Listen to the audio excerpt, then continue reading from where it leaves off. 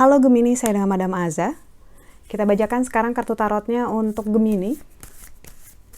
Yang pertama adalah karir, bisnis, ataupun peruntungan. Kartu yang keluar adalah The Hangman. Apakah sedang banyak pengeluaran? Apakah Gemini sedang tidak bisa mengendalikan energi shoppingnya? Ataupun mungkin memang sedang ada kebutuhan ya. Kartu The Hangman ini menunjukkan situasi di mana kita berusaha survive ataupun melewati masa-masa yang agak sulit dulu. Jadi kalau misalnya minggu ini harus mengencangkan ikat pinggang, nggak apa-apa, it's okay, you will survive. Dua matahari menunjukkan adanya harapan, adanya kesempatan, tapi nanti sekarang belajar sabar dulu ya. Belajar menahan nafsu, belajar untuk menunggu gitu ya. Nggak usah buru-buru, nggak usah memaksakan diri, everything will be alright gitu ya. Do not push it gitu.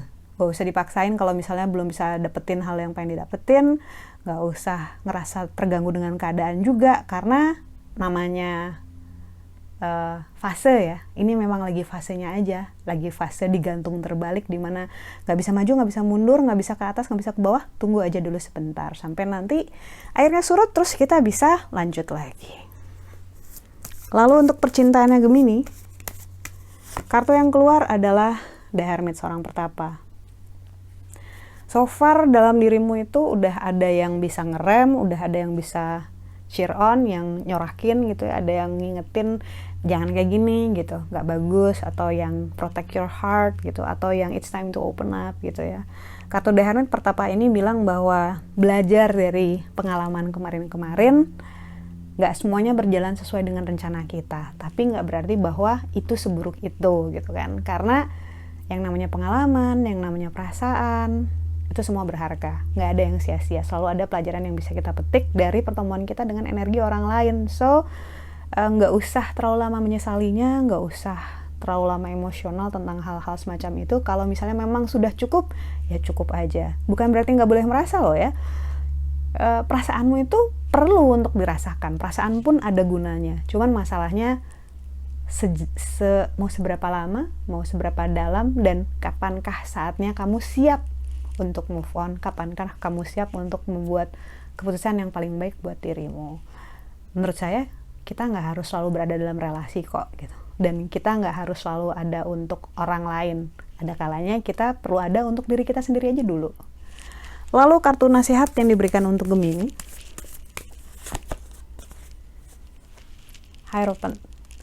Akan ada perubahan ke depannya, karena itu cobalah untuk lebih sensitif, untuk lebih reseptif, untuk lebih membuka dirimu, dan ibaratnya kalau ada antena tuh ya, lagi dinaikin antenanya ke atas gitu, menangkap frekuensi ataupun gelombang. Ada kesempatan untuk karir, bisnis ataupun finansial, peruntungan maksudnya, dan juga ada kesempatan untuk relasi yang lebih baik. Kalau misalnya memang relasinya sedang tidak berjalan saat ini ataupun sedang buruk gitu ya, akan ada peningkatan ataupun akan ada kesempatan yang lain. Namun kartu Hierophant ini ibaratnya kayak satu tangan di telinganya itu bilang, yuk kita lebih reseptif, yuk kita lebih perhatian, kita lebih sensitif, dan kita lebih kayak open.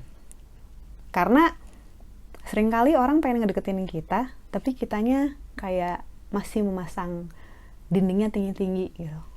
Nggak selamanya kita harus seperti itu. Ada saatnya kita harus membuka diri untuk dapetin network baru, untuk dapetin kesempatan baru, untuk dapetin hal-hal yang memang kita inginkan. Sekian bacaannya, semoga bermanfaat. Kita doakan hanya yang terbaik saja untukmu. Semoga sehat selalu, panjang umur, kaya raya, bahagia, berkelimpahan segala hal yang baik dari Tuhan Yang Maha Esa. Terima kasih, bantu saya dengan cara diklik like-nya, subscribe, share, dan juga komen.